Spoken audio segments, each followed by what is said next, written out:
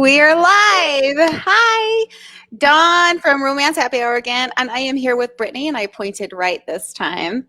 Brittany Armitage. Did I say it right this time? You did. You got it. Yay! I always say her name wrong. She's joining me again because Dylan is still unable to join us, and we're gonna miss her. Hopefully, she'll be here back next time. But we are joined by authors Zoe York and Nancy Yeager. Hi, thank you so much for joining us tonight. Brittany, what are you working on? I'm still working on Let Me Go. I have a quick little break this week to come down and help with hurricane relief. But now that everything's calmed down a little bit, hopefully I'll have some time to get back into it. Yeah. She is an amazing editor too. So yeah, I love her to death. I am, let's see, what am I doing? I've got some new ideas floating around in my head. So I'm about to start a new one. I'm editing Blue Jeans and Bubble Baths to send her way. And, but then, yeah, I've got this couple ideas I'm trying to work through. I got a phone call with an agent tomorrow, so we'll see how that goes. But Zoe, what about you? What are you working on? Well, I'm actually, tonight, I'm putting the final touches on a revision of a book that I actually wrote 6.5 years ago. But I'm re-releasing. It's the first book, my first Pine Harbor book ever. And tonight I'm reading from my newest Pine Harbor book. So nice. The two projects are kind of connected. Awesome. Yeah. I love those. I love, what's the word I'm looking for? Resurrecting books that you thought you put to bed. And that's how High Heels and Cowboy Boots ended out for me. I just needed one, and I'm just like, oh, I like this cowboy one. And it was a short story. Let's make it longer. What about you, Nancy? What are you working on? So I'm working on the book that originally I thought I was going to be reading from tonight. So that tells you how far behind I am. I write historical romance, and it's called 5 Ways to Seduce a Duke. I think, that could change. But it was supposed to be done. It was supposed to be in my editor's hands right now, up for pre-release.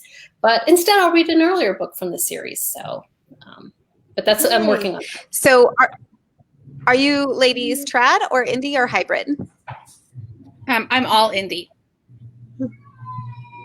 Yeah, I've gone all indie. So the series that is out right now is indie. Nice, awesome. And I just heard awesome. Terrible things all right. So the print issues. So I'm sorry. Say that again. Oh, I was just saying it. Just today, out a little. I think like 3 different people today contacted me about just for various reasons, and we're talking about the traditional publishing print issues, like the paper issues and the printing issues, and I'm like, sounds scary. But yeah, hopefully you guys are okay. Yeah. Well, I'm a hybrid, so I'm doing both. I'm with Kensington with my historical. I write American historical though, but I love to read Regency. I love it. So Zoe, what do you write? I write contemporary romance, military romance, and small town romance. What kind of military? We're curious. Almost all of my military heroes now are Canadian military. So this series that I'm reading from tonight, Pine Harbor, it's set in Canada, and all of the heroes are Army reservists. And in the past, I've written Navy SEAL books.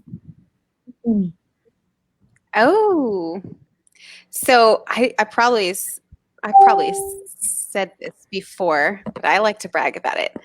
I actually worked with the Navy SEALs once. Cool. I was more like their weapons bitch, but I got to work with them. That was really cool. I was in the Coast Guard myself, and I was a gunner's mate, so they kept their weapons in my area. So they came over there, and I was kind of at their beck and call to keep their weapons secured in our space and stuff.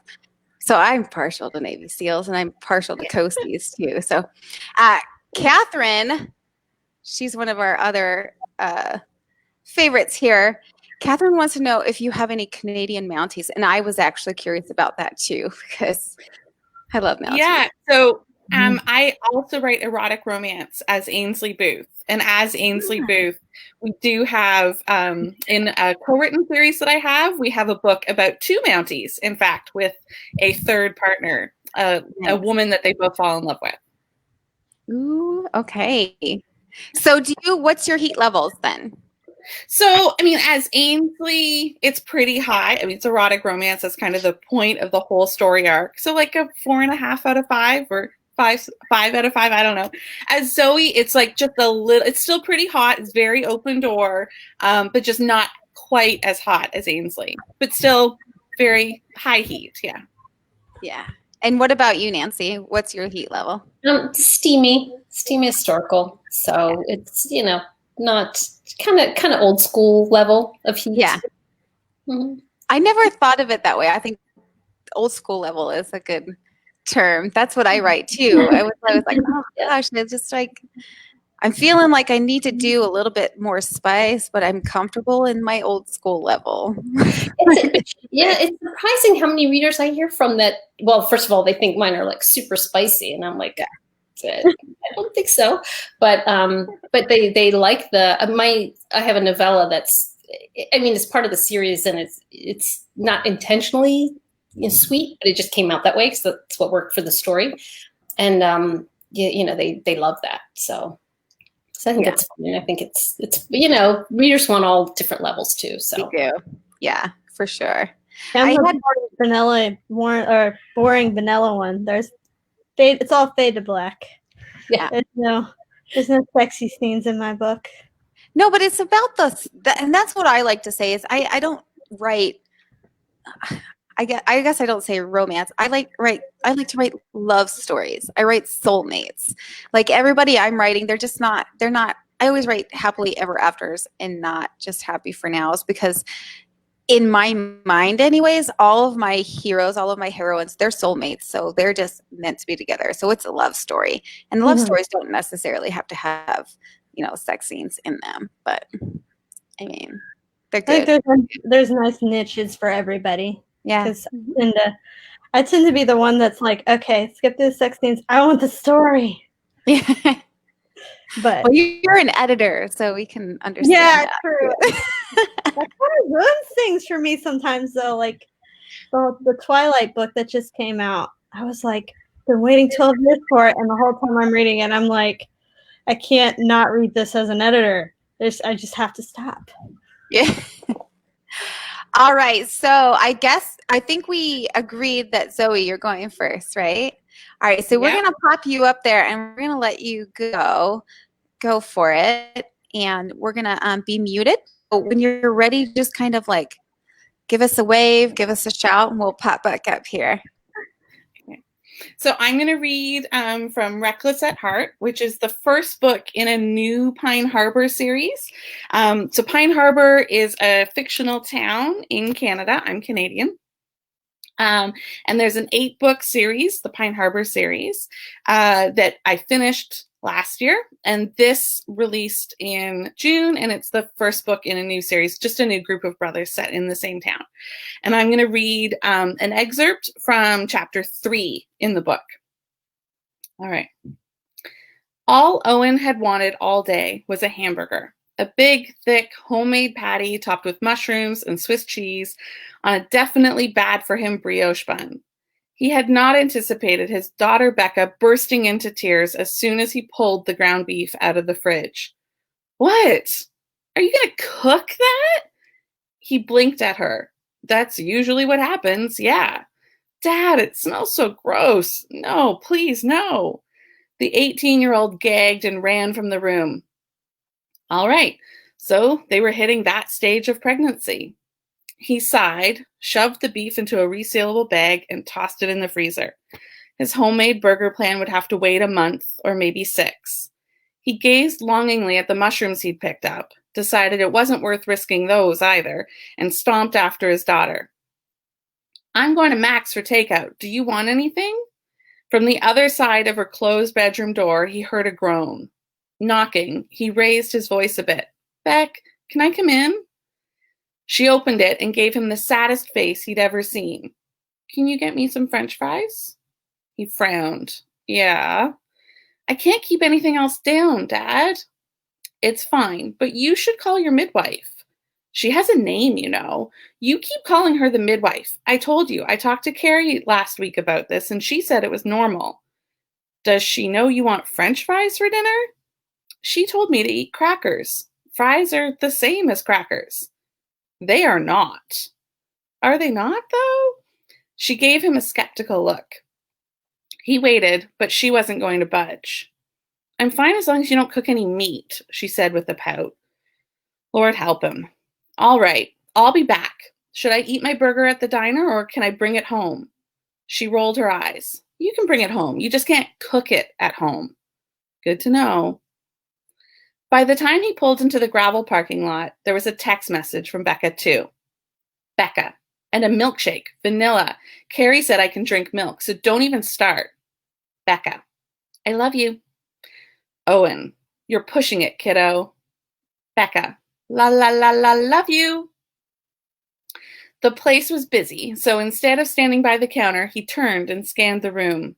On any given day, there was a solid chance of an army buddy or a fellow first responder sitting in a booth. Today was no different. Sprawled in a corner spot was his youngest brother, Adam, and a fellow ex-soldier, Stevie. Owen waved at them, then put in his takeout order with the waitress, including the milkshake for Becca and a slice of pecan pie for himself, because why the heck not, and pointed across the room. I'll be over there. Holler when it's ready. Adam and Stevie both had drinks, but no food yet. They all shook hands, and Adam gestured to the seat next to Stevie. You want to join us? I'm good. I've been sitting all day. Ryan and I were at a leadership conference for the brigade, and I'm taking dinner home anyway. Sitting all day sounds good right about now, Adam said. We just finished a move. Just the two of you? Yeah, small job. Nice lady. Real pretty. She's getting takeout too, actually. Let me introduce you. Owen opened his mouth to protest, but Adam was already waving his hand in the air. Under his breath, Owen muttered, What are you doing?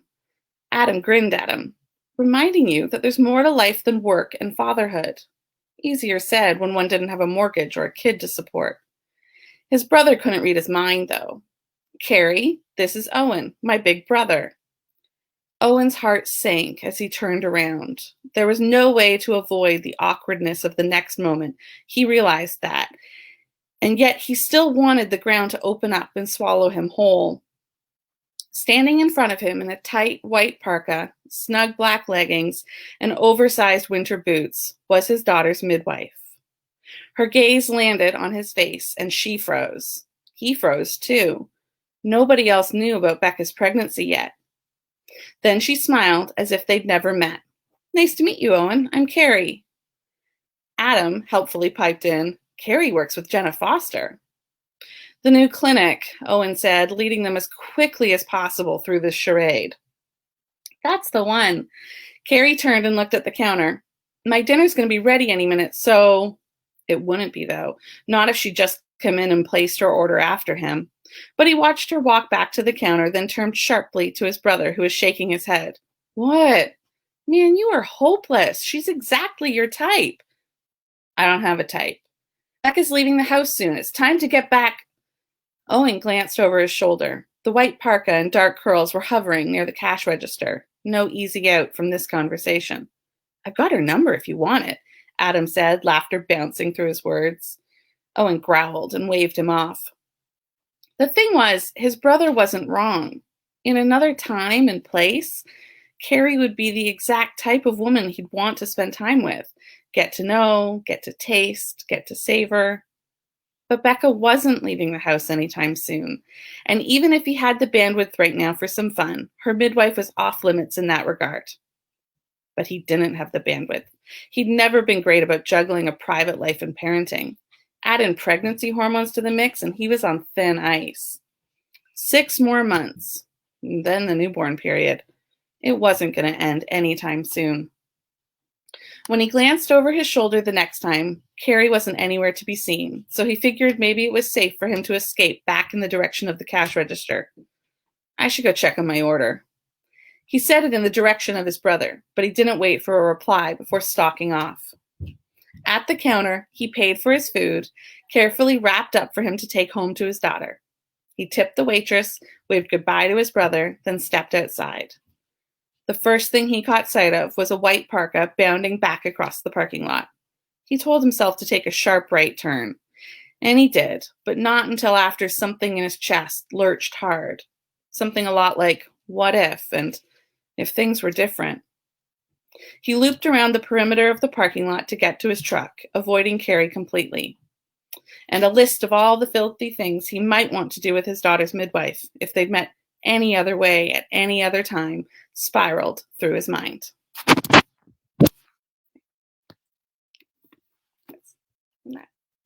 And this is my giveaway. It's a paperback copy of the book that excerpt came from. Oh, fun. No, that's good. So we did have a question so far. They're very quiet tonight for some reason. Well, it's because Karen's getting pizza. She's our question queen. She's out getting pizza, but she did have one. Do you want to take it, Brittany, or do you want me to read it?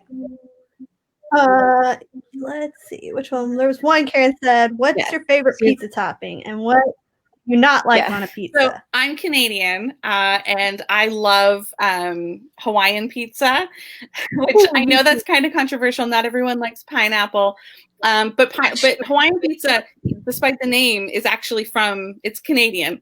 Well, from it's Canadian bacon, so yeah, it's not far from my house. But the trick to really good Hawaiian pizza is that it needs to have something savory on it, like onion. Oh. Do you like the spicy? Like I know I don't know if it's Domino's or here, but they do like a spicy Hawaiian. So it's like the sauce is like crazy hot. So yeah, that would be good. Yeah, okay. Hot peppers are good. Onions are good. Even olives can really make a Hawaiian pizza really good. Yeah. Yeah. And you have some people saying hello to you, Tracy, and Terry's here. And Carrie wanted to know what's the title. She loves it. It's called Reckless at Heart. Where's my camera? There we go. Reckless at Heart. So I see a lighthouse there. Is there a lighthouse in the book? Yeah. So the whole series is set on a peninsula. So if you picture the Great Lakes, there's a big peninsula. It's called the Bruce Peninsula that runs between Lake Huron and Georgian Bay, which is a giant body of water that comes off of Lake Huron. And that's where the series is set. And there are lighthouses all up and down the peninsula. Nice. Awesome. And then where in Canada you live, Zoe? Yeah. So I live in London. I'm actually from Bruce County, the Bruce Peninsula where the books are set. That's where I was raised. But now I live in London, which is halfway between Detroit and Toronto on the highway that goes between the two. All right. So you come to America a lot then? In normal times, yes, absolutely. I love to travel for book signings, and have been really lucky. In fact, like Dylan, who invited me to be on the show, we were going to meet in Iowa at a book signing there, and it had to be postponed until next year because of COVID. Yeah. I'm really disappointed about that. But yeah, we love to travel, drive, and fly to all parts of the state. So I'm assuming you both met Dylan, right? Or at least know her through the grapevine. Yep.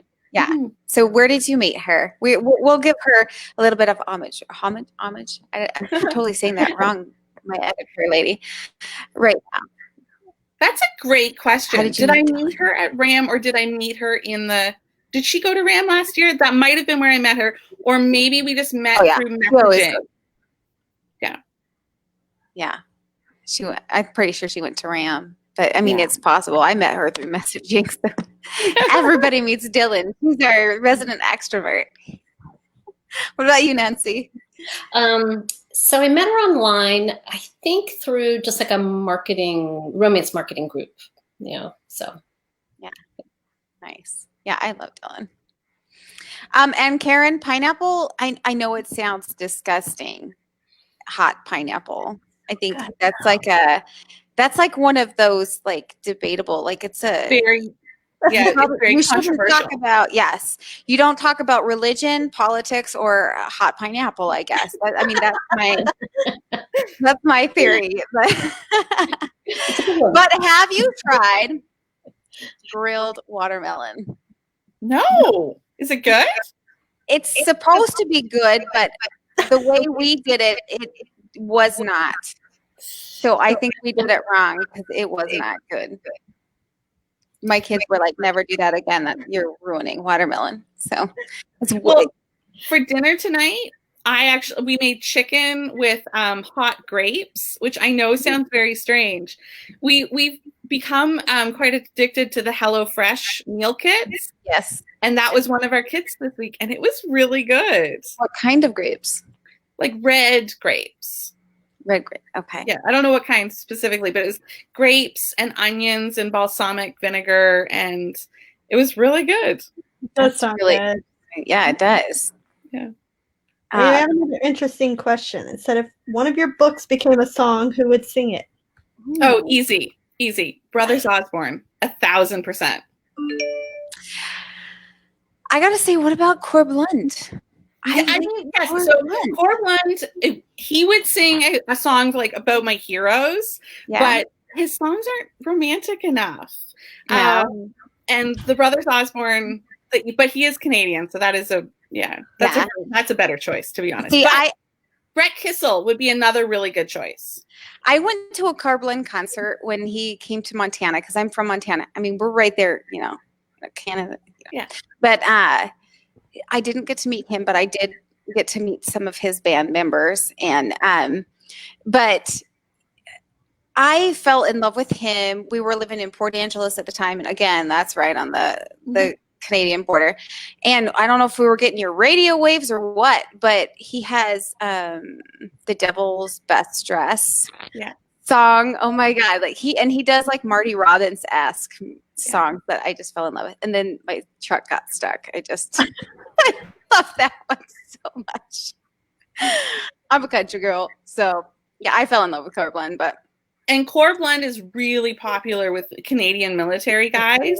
Like he's got this song about being in the cavalry. Yes. That is like their anthem. Really? That's so cool.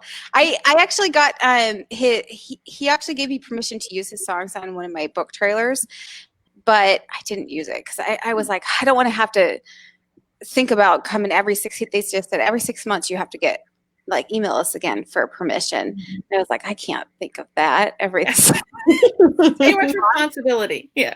Too much responsibility. So I ended up not using it, but I was going to use Devil's Best Dress in one of my book trailers and I didn't. But yeah. And then Tracy says, or Terry Clark can sing it. Yeah. Another good Canadian country singer. Yeah. So do you listen to country or a different genre? No, like country is kind of I listen to a lot of country. I listen to a lot of folk, like Civil Wars with like such good angsty writing music. But I really like, I love the song Burning House by Cam. That's a pretty regular song that I put on in the background while writing, or anything by Lee Bryce. So I'm a pretty big country music singer, or listener.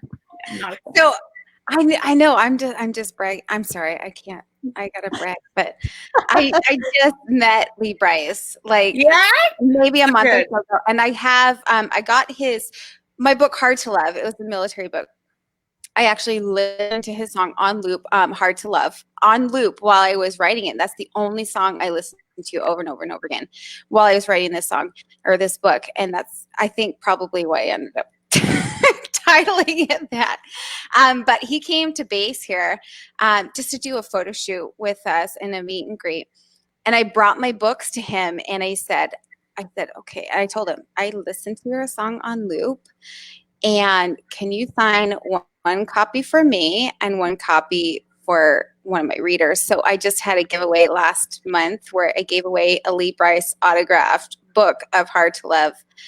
He was so sweet. And then I had 3. I'm sneaky that way.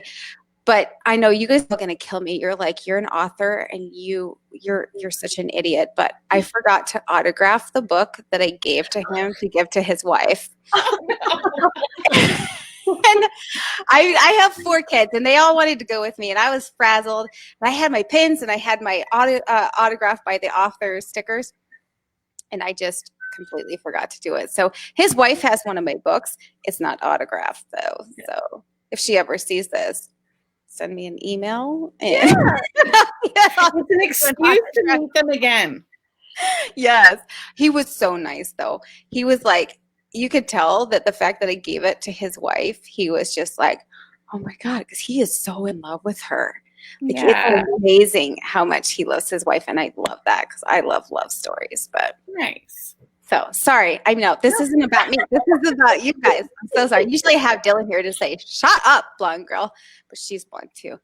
And what song for you? Yes. Song and artist. I'm sorry, was that to me? Because yes, ma'am. There's crosstalk. So for a book, oh man, I don't know. So mine are British historical, so that's tough. I'm sorry, I don't listen to country music. Sorry, I do. I listen to opera because my husband's a trained opera singer. It's not what he does for a living, and I listen to a lot of kind of indie rock and woman singer-songwriter stuff, and I'm a huge Beatles fan, so Paul McCartney can do no wrong in my book. So, if we're shooting for the stars, how about Sir Paul? That would work for me. And he can sign all the books. Have you seen Love Never Dies? We had this discussion on Romance Happy Hour a couple episodes ago. Love Never Dies is the sequel to Phantom of the Opera. Oh, no, I haven't seen that one yet. Oh, I haven't seen it. I heard it, though. I listened to the whole opera one time. But one of my old editors, or publishing company CEOs, editors, she actually went to London for business, but her main business was to go to one of the first couple weeks of Love Never Dies, because it started in London, and I think now it's in America, because then it went London to Australia, and now I think it's in America, but it's the sequel. Should I give it away or no? Because Dylan's here to say no, don't give it away. No, don't give it away. Okay. Don't. I love musicals. I got to see Wicked twice. I got to see it in Chicago, and then my husband took me to see it in New Orleans. Yeah. And I want to see Phantom of the Opera live, but that's not going to happen anytime soon. I've seen it twice. I went with my husband. Everybody knows my husband here. His name is Steve.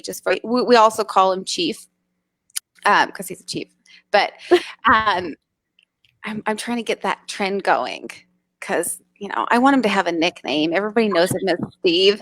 I mean, have you seen those commercials where they call their pet rock Steve or whatever? So, but I love my husband and his name. I hope he's not watching right now.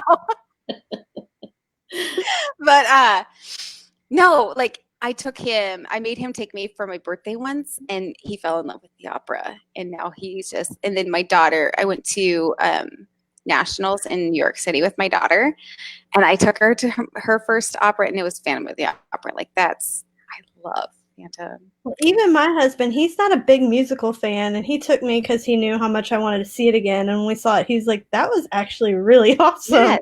Yes. Seeing it live is just so much better.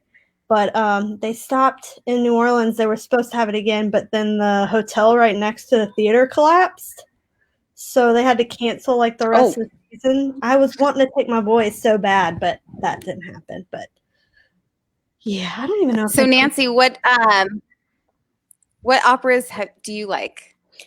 What do you suggest we see? So Verdi and Puccini, and I love one.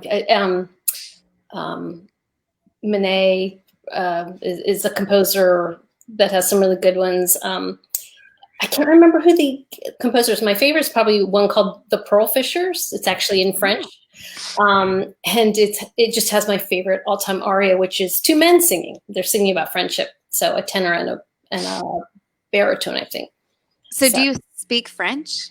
No, you don't. So the cool thing about operas these days, I studied French and I don't speak French. So that, that's how we do languages in America. And operas these days, I think for many years now, are either they're usually super titled, so there are titles above the. So if you really want to follow along, but really, you kind of read the program and it gives you the story, and then you just enjoy the music because they are crazy. Yeah. I mean, they are high drama, over the top, crazy. I got to be honest. I have wanted, because I've seen Phantom of the Opera, but I haven't seen any like French operas or Italian. Yes, an easy one to get started on. People always say, "Oh, which should I watch?" And like Rigoletto, which is Verdi, I think. It's short and it's very accessible as far as opera goes, and like you recognize some of the tunes, some of the musical lines. So something like that's always a good starter. So yeah. I muted myself. I've got allergies. So like, yeah, talking. I'm sorry. All right. So do we have any more questions, or should we get to our next? I don't see any more questions. All right. Now, don't forget, readers, to pop those questions in there. We're going to have Nancy pop up here real quick and read us hers. And I'm dying to because I haven't read a good Regency. And mine are Victorian. Victorian. It's Regency, yes. And my editor is a great Regency writer. So she calls me out on all the lazy titles and all the stuff. So I love that. That's awesome. I'll do either Victorian, Regency, as long as it doesn't take place in America. I don't know. I like to imagine. I like to use my imagination, even when I write. So I have to tell you, I wrote an historical that was published with a small press, and it was the American Revolution. So it does not exist anywhere in the world because I have the rights, and it is, it was one of those early books. Yeah. Yeah, it's not out in the world anymore. But that's but I awesome. love American history. So are you a history buff then? A little bit. It's funny. The older I get, kind of the less I read romance for history. You know what I mean? Like I like some of the some of the guardrails that come with it because, certain things couldn't be done. And I like those aspects, and I like sort of the feel of being in the era, but I'm not one of those people that's going to I do lots of research, but it doesn't go in the book. Like I'm not going to have like these long passages where I explain all the stuff, so I'm not, and I'll bend things a little bit to make it fit. So, and some, particularly Regency readers sometimes are very, very angry about that kind of stuff. Yeah. So they're like kind of two camps. So I'm in the let's all just have a good time and tell a love story camp. Yeah. So that's where I am. But I love doing the research. And sometimes I just do so much research, and then I'm like, I'm never going to use this in the book. But this was fun. That's for the last book that I finished. I was researching poisons, from plants. Botany and poisons and what the British were doing in South America in the 1870s, and just really cool stuff. And then I ended up moving the whole story to London, moving the botanist, he's just coming back from South America, and didn't use 90% of what I researched. But can I just ask real quick though, before we pop you up there, who here has researched either bomb making or poisons, undetectable poisons online? Yeah, I always say the FBI would have a field day with the writers' search history. I'm sure the FBI is looking into mine after researching waterboarding and how to shoot someone without them dying. Yeah. No, I love it. Yeah. How to what kind of poison will not kill you, but it's undetectable. Undetectable poison. How to make, the FBI comes banging on your door. Yeah. I mean, it wouldn't be the first time. No, I'm just kidding. We've had the FBI here before, not in our household, but my husband was interviewed by the FBI. But just for a security clearance, it was boring. So. All right, Nancy, let's pop you up there. Right. And I am super excited to hear your story. I love England. So, all right. So I'll give a little background just quickly on the story. So the series that I'm reading from is Harrow's Finest Five, and Harrow is a school in England. It's kind of like a competitor to Eton, similar to Eton. And the series centers around these friends that were schoolmates, and now they're all grown up and looking for their happily ever afters. And it's set in 1870s England. And tonight's book is Two Scandals Are Better Than One. What I do with the cover, hold on. Here it is. So that's what it looks like. That's the heroine, Lucy. And I'm reading from, if you can see this little tab, I'm reading from around the middle of the book. So I'm just going to give you a little background. The hero is Edward, who's the Viscount Meriden, and he's like really uptight and a straight arrow, and he's dying to like take a walk on the wild side. And the heroine is Lucy, who is Miss Lucy Wagner, who's very, a very well brought up young lady, and is also Edward's sister's best friend. And when he shows up at a debauched house party to cut loose and finds Lucy there, he's wondering what's up. Well, it turns out her father, who's rumored to be a spy, has disappeared, and she's trying to kind of infiltrate the London underworld to find her father. And Edward tries to stop her first because, of course, that's what he would do. But then when he can't, he decides to join her as her protector. And at the point I'm reading in the book, they're trying to infiltrate the underworld. They've kind of like donned disguises and have fake identities, and they're holed up in a seedy hotel in London as they try to make contact with the leader of this notorious gang that might know something about her father. And Edward keeps reminding himself that he's supposed to be protecting her, but his thoughts keep wandering to seducing her. So, but it's PG-13, I promise. Okay, let me get ready here. Edward knocked on Lucy's door. She pulled it open and stepped inside. "Edward, please come in." Her tone was stilted and awkward. It had to be the adjoining rooms. He peered past her. In the time he'd spent cleaning his hair, she'd laid out her toilette, cleaned the powder and kohl off her face, and removed her wig and hairpins so that her long golden hair now hung loose in waves down her back. She was stunning. And shorter without her high-heeled boots. He liked her normal height. He wanted to pull her into an embrace so she could rest her head on his shoulder and he could breathe in the fresh floral scent of her hair. Damn it, not now.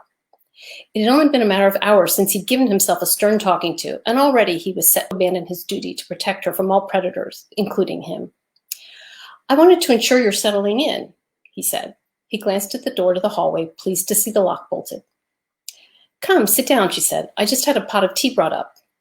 "Oh, I hadn't thought to order one for you," he said.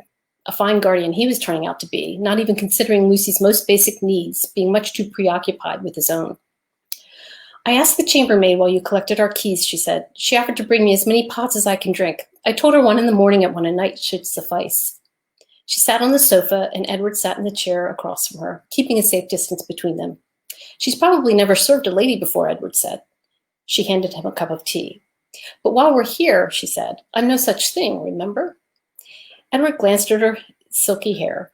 "You're also supposedly not a blonde, but current evidence points to the contrary." He sat down his cup and checked his pocket for the package he intended to give her as soon as he figured out how to approach the topic. "Edward, what is it? You're nervous as a cat." She set down her own cup and glanced around the room. "And now you're making me nervous. Should I be?" "No, I'm sorry. I'm distracted," he said.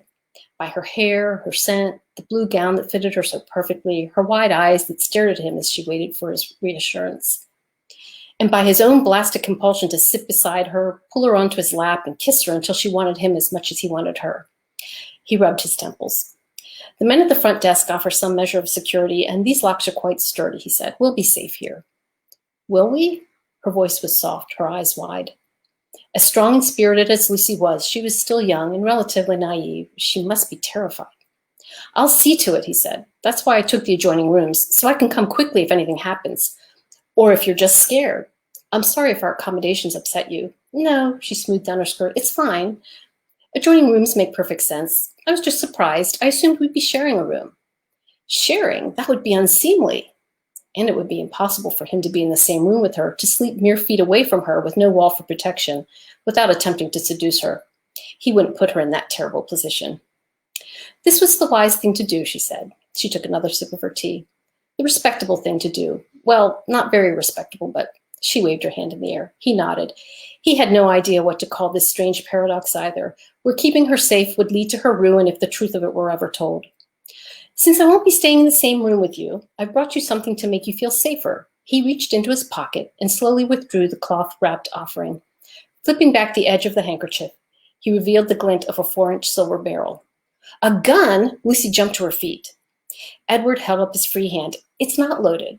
The shopkeeper who had sold the lady's pistol to him, after spouting off a litany of reasons a man should never give a woman a gun, had made a point that a man should never put said gun into the hand of a distressed woman. Stay calm and I'll hand it to you when you're ready, he said. She held both her hands in front of her. Edward, I want you to listen to me very carefully. Leave the gun right there, just as it is. She took soft, slow steps toward him. If he didn't know better, he would have thought she was trying to calm him.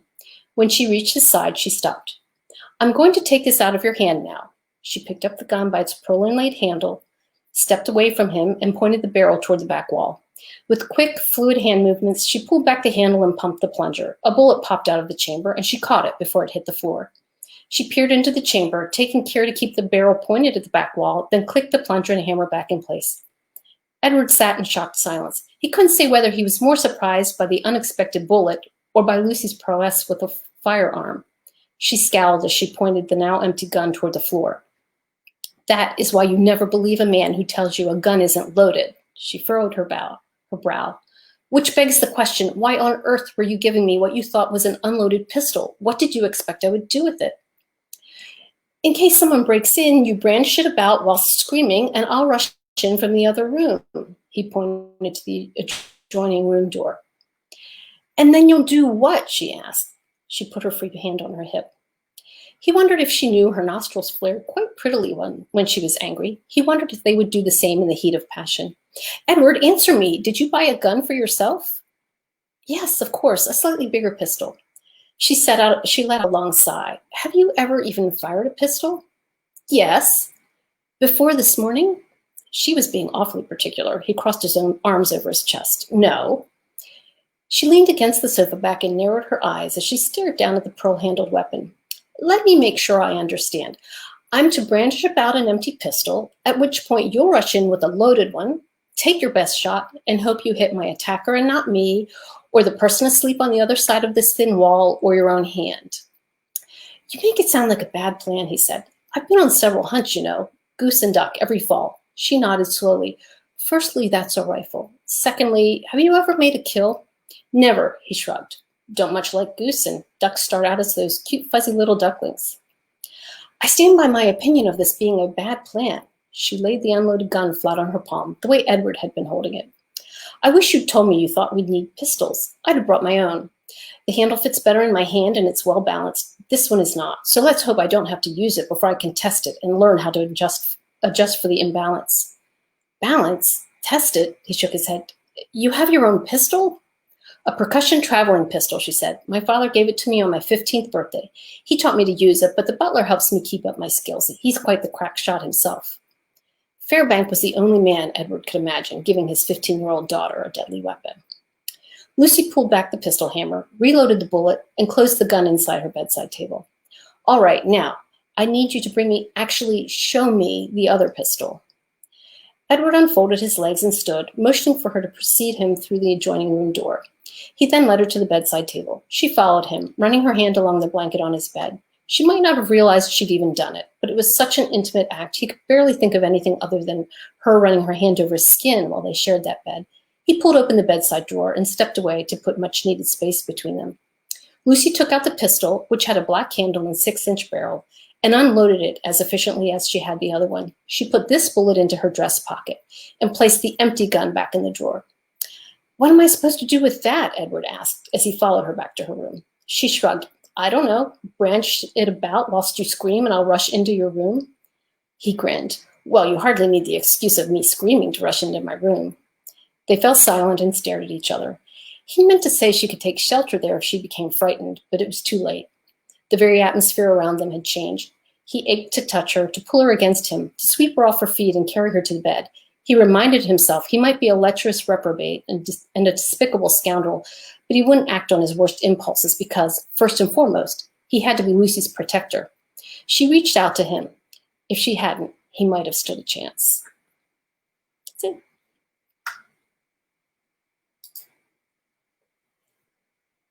Hello.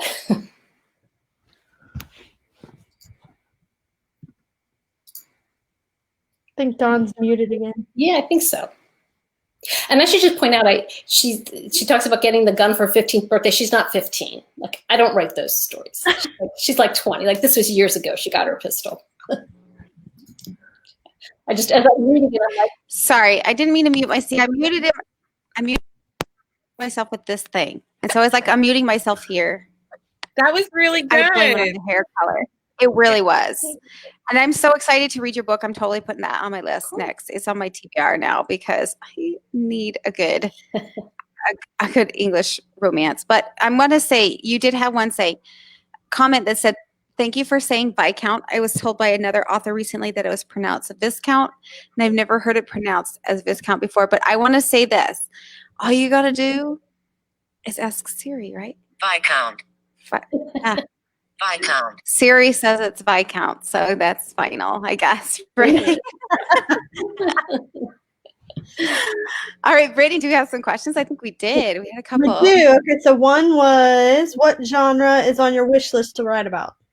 oh, so many. So I have, I wanted to write a Nordic noir forever. So my husband's Danish, and I have this idea to write a book set in Copenhagen with a half American, half Danish character and it's like a murder mystery kind of, or not murder mystery, like a kind of like a crime thriller.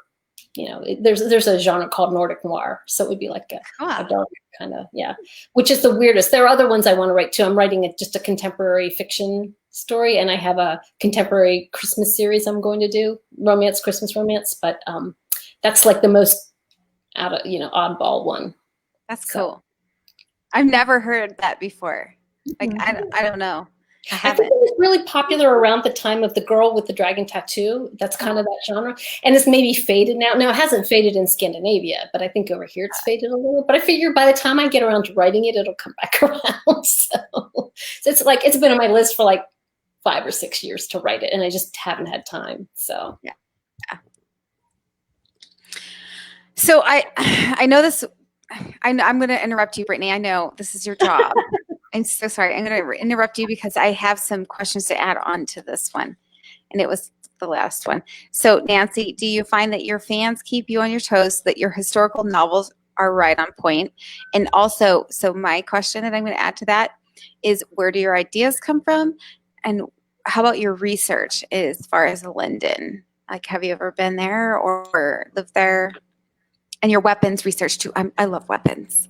Yeah, so working backwards. So yes, I've been to London, but only, I was twice, but it was like the same trip, like going and coming back. But we spent some days there on each end, and a little bit in the English countryside. And oddly enough, I was supposed to go on a research trip in March, and with a friend, actually the one who's the Regency writer who edits for me.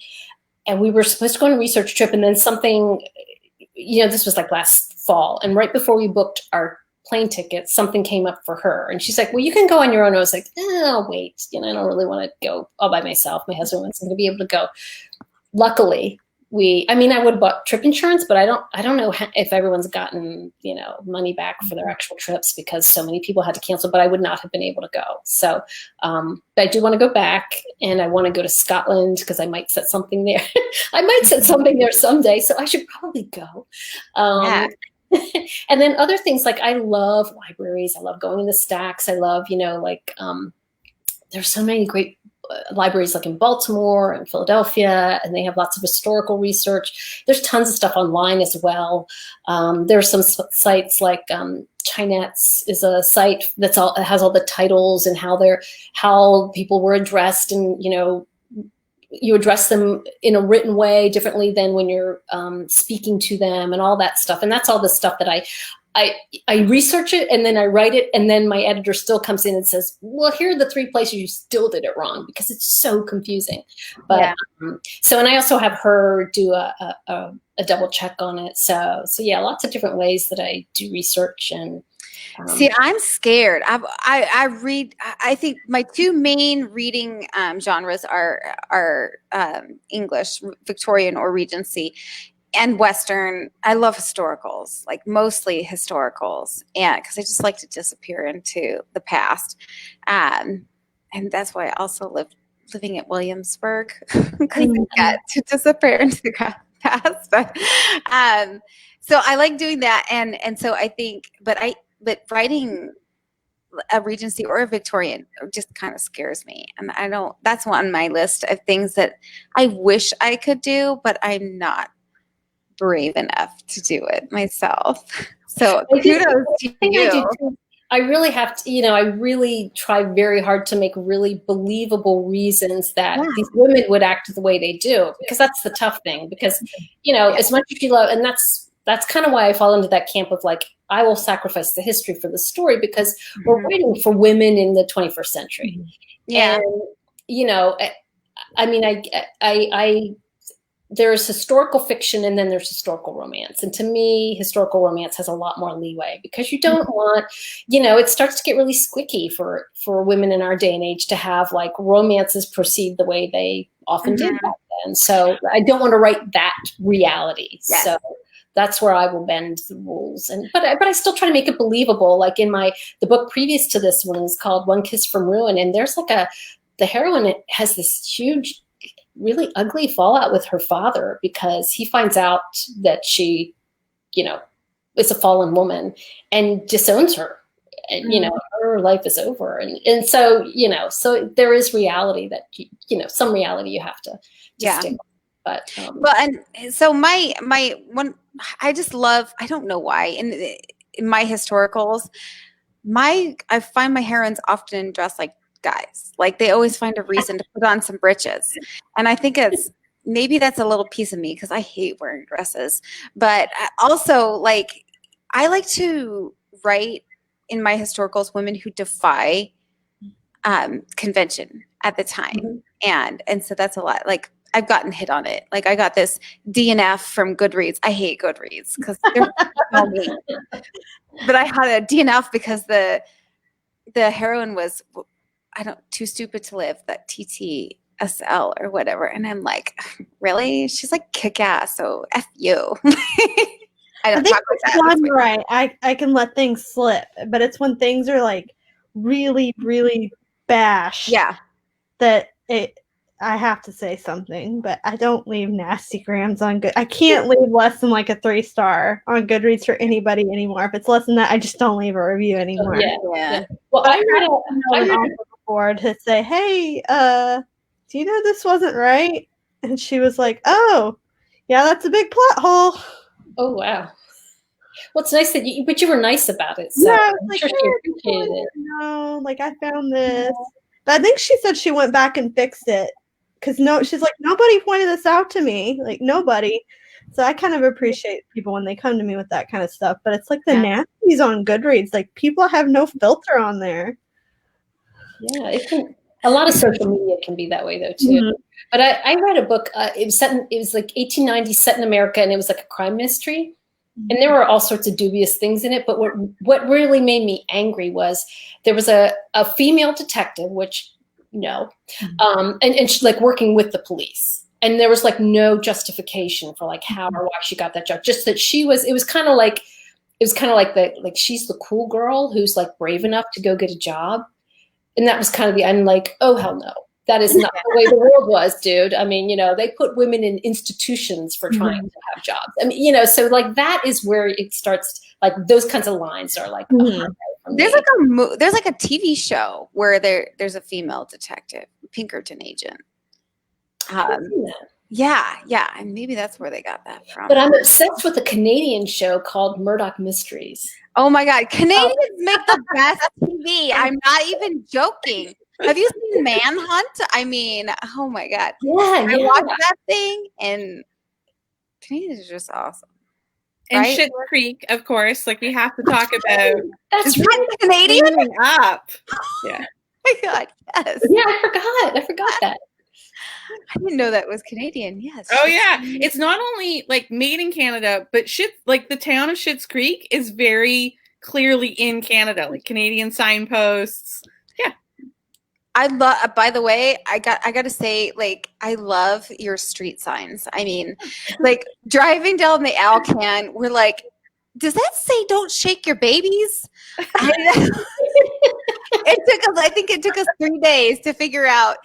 It was a sign to warn motorcycles that there was bumps, but what we saw was "Shake your babies." that's funny. It's nice.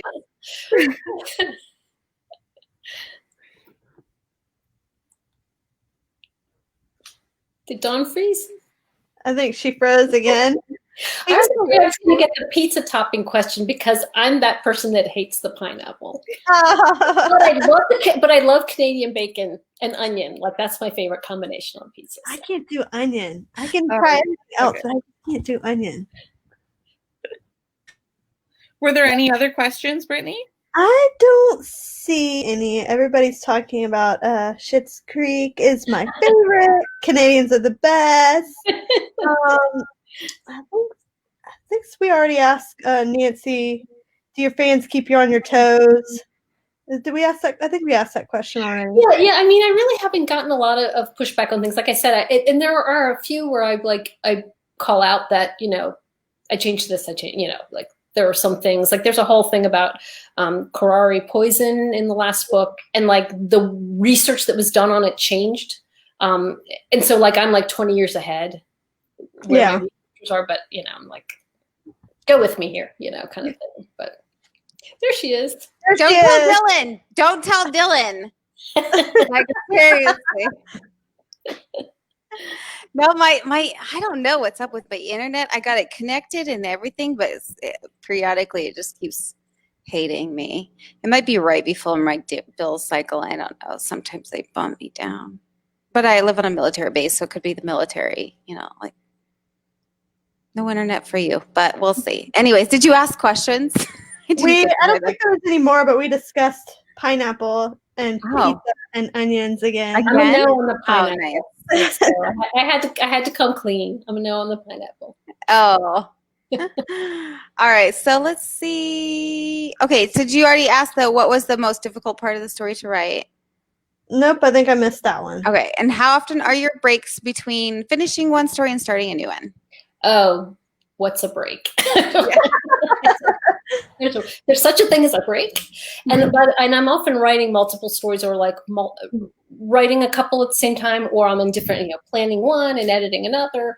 So, and it is honestly, I quit my day job in the beginning of early 2018, and with this plan, I didn't have a lot, like stored up stories, and I knew I wanted to release a series. So I've been working and I'm not a fast writer. I'm kind of middle of the road. Like slow writers think I'm fast, and fast writers are like, you're so slow. But so it's, so I'm always working multiple stories at a time. The hardest thing, interestingly, the two scandals wasn't that difficult for me. I guess before I wrote it, what was difficult was, in the book previous to this one, the heroine is Edward's sister. And when I was planning that book, I really didn't like him because, he's totally against, and the hero of that book is his ex-best friend. And he's like totally against the best friend. And he doesn't want his sister near him. And he's like trying to, and then as I wrote the book, as I put him on the page, I started to realize, he's the protector of the family. His family's a mess. Some siblings have died. His parents hate each other and can't be in the same room. And he's the only son, and it falls to him to hold the family together. Yeah. So of course, he's overly protective of his sister. And once I could see him in that light, then I was like, oh, okay, now I like him. Now I can write a story for him. But so I kind of got over that in the last story, because I was like, I know this is my planned next story. And I was like, oh no, what if I don't? Because I kind of have to be a little in love with the hero to write him when I'm writing it. So, But yeah, so that would have been difficult if I hadn't gotten over that. What about you, Zoe?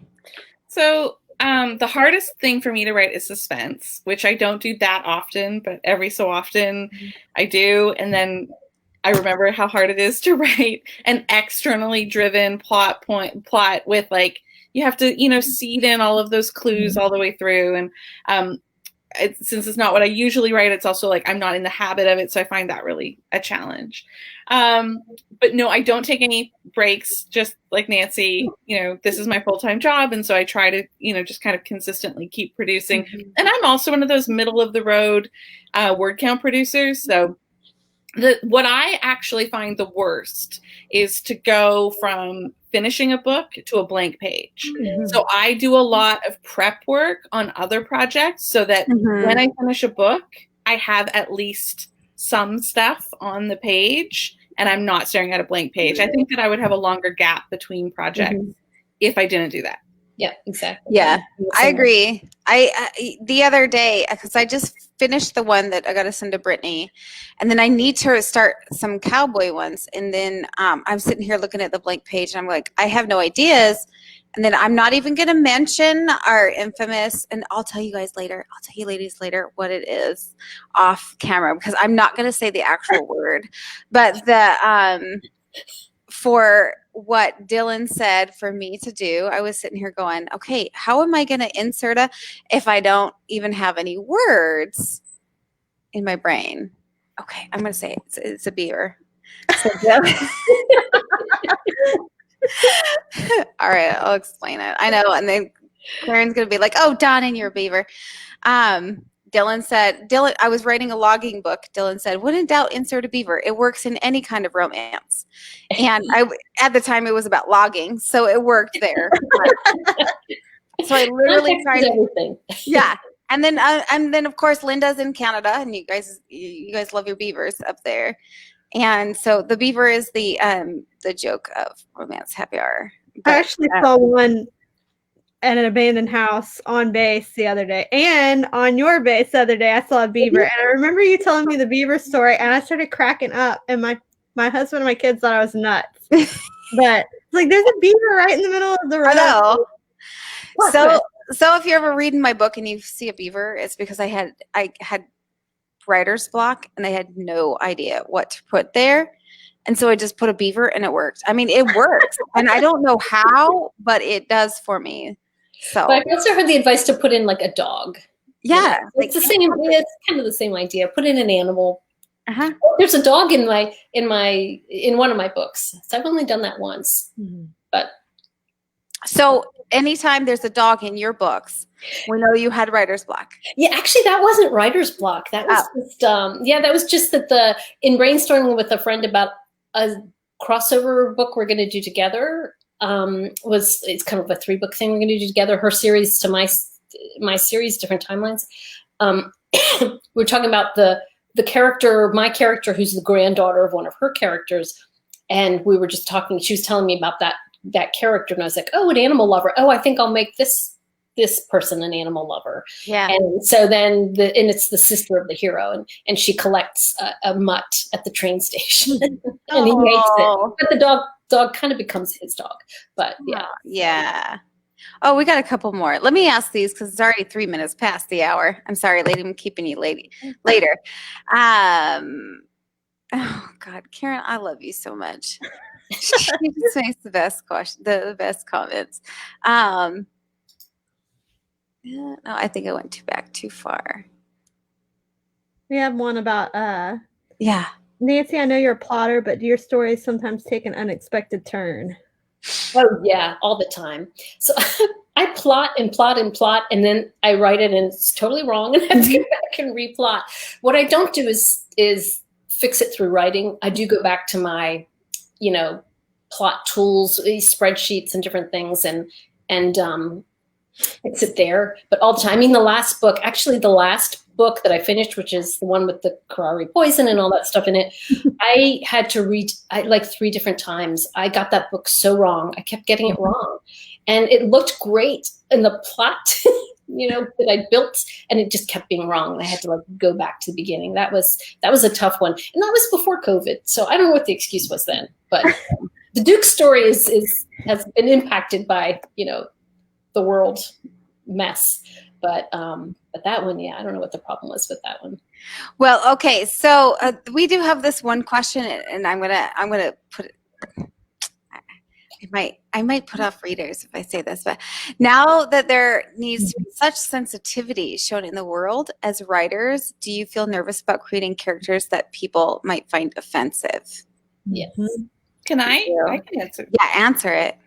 Yeah, I do think that kind of looping back to what Nancy said earlier about history versus our books do represent the readers that we're writing for. So a question that I ask myself when I'm creating characters and creating stories is my book going to harm anybody? Like if I put it out into the world in this form, am I going to harm somebody who reads it?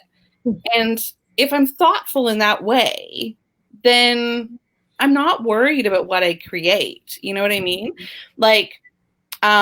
You can create kind of bad guys, and as long as they're the bad guys on the page, that's not harmful to anybody. I do have, as Ainsley, I do have one series that I put content warnings on my website for, just in case anybody wants to take a look at. I'm not hiding any of the really that series has a really serious plot arc about sex trafficking and trafficking of minor girls. I don't want that to be a surprise to anybody. Right? And I'm also not going to, because the characters are kind of believable, I'm not going to glorify them. And I think that also there's another, I don't happen to write this, but I think that there's another corner of fiction where people write fantasies, kind of like a mafia romance, for example, where technically the hero is like an anti-hero. Yeah. But I think that as long as you stick to those kind of genre conventions, and you're not cruel in how you produce the characters, I'm not worried about offending somebody, because I'm going to, try to not be harmful. Yeah. And I agree. But at the same time, and this is, I learned this in the military, is you're going to offend somebody no matter what you do. I had, my book Hope Harbor, that's coming out in November. My agent sent it to a second reader, and in that second reader, I don't know if they were a sensitivity reader, but they came back and said, I have too much toxic masculinity in it. And I was like, what the hell about this is toxic masculinity? And it's because he used the word pansy. And I'm like, he's in the military. I could have used worse words. Did you want me to? And so I had to do massive revisions for a few things, you got your panties in a wad, or put your big girl panties on, or something like that, and I'm just like, how is this a toxic male? And that's when I realized that I'm gonna offend somebody at some point. And I'm going to offend somebody. And so as long as I know in my heart that the book that I'm writing is real, it's true, but it's also, I think I'm naturally cautious. I find myself being like, oh, would somebody not like that word? Cuss words, or, things like that, or somebody wouldn't like this content, or maybe this is getting a little bit too here. But if I'm going to use the words like pansy and you have a problem with it, then, well, I think there's a difference between being offended by something and being harmed by something, right? Right. I don't worry about using curse words, for example. My characters swear a lot. And they also take the Lord's name in vain. That's something which not everybody likes. And that's okay. My books aren't for everybody, but I don't want my books to be harmful to somebody, particularly somebody who's a marginalized identity. And that's And I've actually, not so much in my romance, which, to be honest, Victorian and Regency romances are very white, very, very white. Yeah. So it's almost offensive in that, not having a better rounded world than that period in England. Well, not to say there weren't, but I'm writing about the peers, and in the peerage you didn't have diversity. So from that level, yeah, I want to write different kinds of series in the future without those kinds of constraints. But the other kinds of books that I write and that I'm working on, I've actually taken like 3 different workshops and went like a month-long ongoing class and stuff just about writing the other, whether it's gay people or transgender people or women, because there were men in the group, or people of color, and all these different things, and how to approach it and be thoughtful about it. And one of the things that we discussed a lot, and it was, you're going to get things wrong. Yeah. And then, but to be willing to own up to it and try to do better next time and try to keep learning, because the different, the other option is to never write about anyone who's not exactly like you. And that's not what we want to do as writers. So I think it is a scary time, because I think a lot of writers, they look at what happened to the author of American Dirt, and there was a couple of YAs. I think in YA particularly, there were books pulled by the publishers, because there was an outcry on, different social media. And so I think it does scare, it does have a chilling effect, I think. It does. I mean, like I have the 3rd book in my Montana Girl series, and my Montana Girl series was my very first couple books that came out. But I got to book 3, and I mean, I just kept putting it off. But now it's like I almost can't do it yet. I mean, my Montana Girl series, the heroines are actually my sisters. I got 4 sisters and 1 brother. So my first thought was to put them as the heroes of my books. Well, my sister, she's the heroine of Montana Bound. Her husband is a Dakota Sioux. So at this point, like, I don't want to, like, I kind of get writer's block, because I'm writing it and I'm like, I know I'm going to run it past his mother, because she's already agreed, to run it, to go through it and be like, yes, no, yes, no, yes, no. But at the same time, like, I don't want to offend them. So, I mean, there is like a level, but if it's something like, oh, don't use pansy, I'm just like, yeah, well, don't read me. So, I don't shy away from curse words or or like, particularly, Victorian era curse words are always fun. That's another. See, I write Christian suspense, so I have to think about, like, and I'm married to military guys. So I can't lie and say that cursing, we don't curse, because but I can't put that in my book. But I'm like writing these military guys, and I'm like, I have to find a creative way for them to not come across as trying too hard to not curse. So I think you do a very good natural job. I like your writing. Like, I can't tell that you've ever struggled. But yeah, that, and then the whole, I want my characters to be diverse, because I have friends of all different backgrounds, but I also don't want to cross into the realm of having to deal with somebody saying I'm stealing somebody else's story, if that makes sense. And I'm not trying to tell somebody else's story, but I want my characters to be diverse, because that's the world we live in. I mean, I have all kinds of friends, and I want them to relate to my characters. And I actually had a friend that told me, she said, you might say your character looks like this, this, and this, and I'm going to picture them as one race or one religion in my head, and that's who the character is to me. So she said, just keep writing like that, and don't force diversity just for the sake of it, but let your readers come to their own conclusions about, your character's race or religion. And I kind of love that, because I'm like, then I'm not worried about if I'm crossing lines or anything. I kind of just let the readers decide, how do you picture them in your head? And it's kind of cool to ask other people, because I might picture it differently than they do. And I'm like, well, that's kind of cool to think of that character that way, because I never thought about him that way. I think you definitely do, because the graphics you send me for your characters, like, everybody, I guess maybe everybody in my head when I read romance novels look like me and my husband. So like, you'd be like brown hair, and like, oh, blonde hair. Yeah, and I think it's somebody mentioned all your females so far are short, and I'm like, well, that's me. I'm only 5'2", so I can't like think like a tall character, but I'm having to like step outside my boundaries and all and explore. Well, see, I have a few tall women, and I live Yeah, Yeah, there you go. My tall women characters. Yeah, my book coming up. She's taller and she's former military and kind of like that kick-ass kind of girl. So I'm writing from her perspective. It is neat to kind of like live vicariously through your characters. It's like Okay. I don't have to worry about like knocking my head on stuff. So and- what you do is you get some moon boots, right? And then you just go walking around your house, and if you fall over or bonk your head, then you know, okay, well, that's what you do. What's it like up there? Because he's 12 foot or so taller than me. I'm like, it'd be nice to see the world from that perspective. I'm always like down here. Yeah. are any of you on TikTok? No. There's a trend on TikTok where you measure where like how tall your partner is on the wall. And then you put your cell phone there and record yourself looking up at it so you get there so you can go understand what they see when they look down at you if they're taller than you. Well, of course, I don't everybody's need that in my life. I just don't need all they're that. gonna see is cleavage. Yeah. That's all the guys are actually seeing, anyways. That's why the guys have to be taller. Yeah.